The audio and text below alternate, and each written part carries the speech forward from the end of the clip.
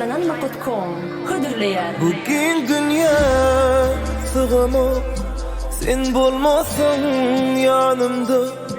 Özümü bağlay duyamok, sen bolmasan yanımda.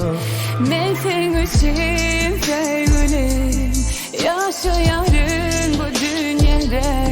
Sen adını yazdım ben bu yekece ömrüme.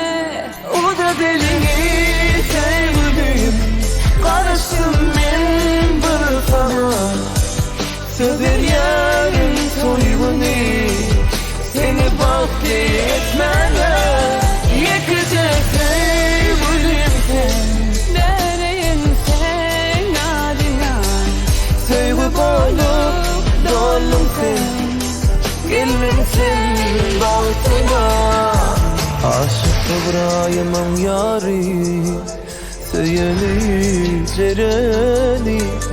Ömrüne yekece, şun yürekten gereri.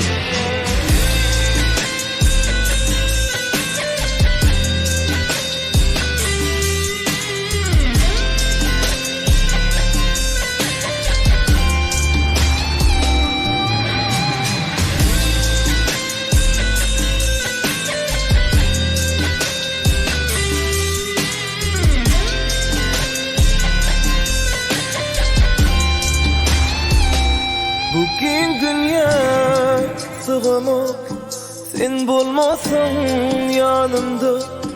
Özümü bağlay duyamok, sen bolmasan yanımda.